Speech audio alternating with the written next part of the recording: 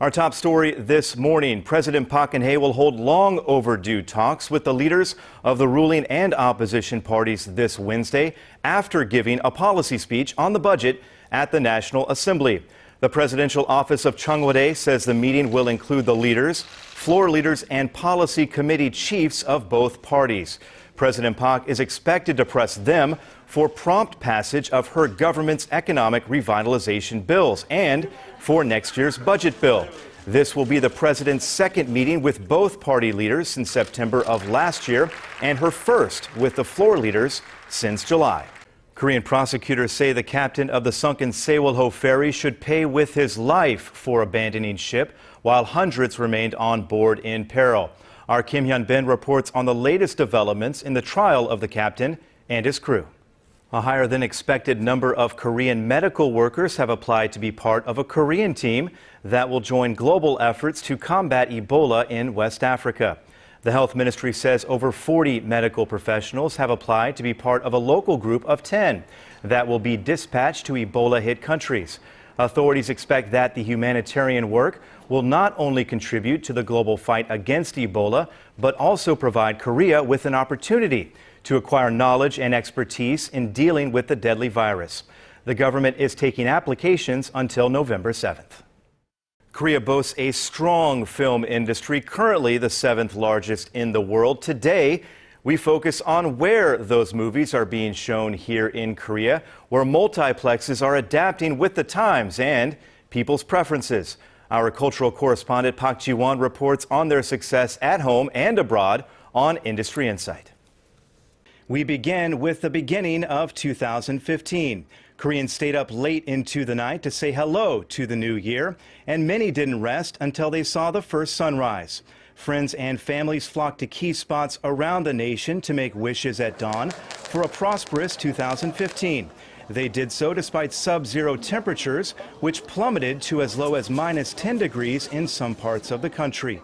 Here in the capital city, in Seoul Tower was the popular hotspot to cheer on the rising sun. But the first piece of Korean land to see the sunrise this morning was Korea's easternmost island of Dokdo.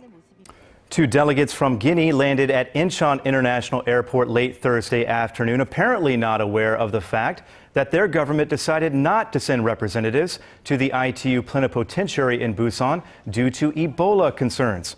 Korea's health ministry says a delegation left Incheon 6 hours later after filling out questionnaires and going through health checkups. Neither of them showed any symptoms of Ebola. Liberia, Sierra Leone, and Guinea, the three countries worst hit by the outbreak, had earlier agreed not to send delegates to this year's conference upon the request of the Korean government and the ITU Secretary General. Our top story this afternoon, the prospects for a planned round of high-level talks between the two Koreas remain very much in doubt.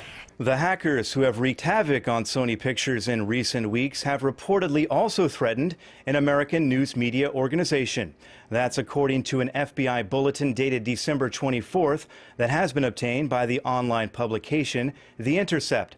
It says the Guardians of Peace hacker group, which has claimed responsibility for that Sony attack, also warned an unnamed news organization of a possible attack. U.S. authorities have not commented publicly on the threat.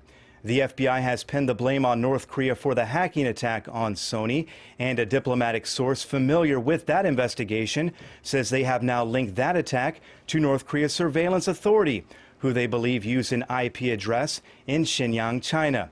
The U.S. is reportedly asking the Chinese government for help in their probe. It's now been nearly 200 days since the Sewol-ho ferry sank in waters off Korea's southwestern coast, and 10 victims remain missing. Underwater search efforts for them continue to this day, with their families waiting in agony. On Sunday evening, those families sat down for the first time together to decide what to do next. They held a vote on whether to continue with the search operation for the 10 who are unaccounted for, or whether to start the process of raising the vessel to the surface. Families of 3 missing passengers could not take part in the meeting, but were represented by a proxy. The poll was held behind closed doors due to the sensitivity of the issue. Their decision is expected to be announced sometime today. And back now to Korea, where President Park Geun-hye spent her first morning of 2015 visiting the Seoul National Cemetery.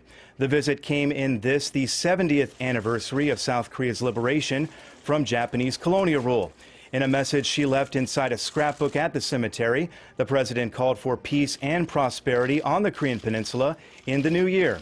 Earlier, in a message for South Korea's military, President Park called on troops to maintain their readiness. She said that strong security was a prerequisite for possible unification with North Korea.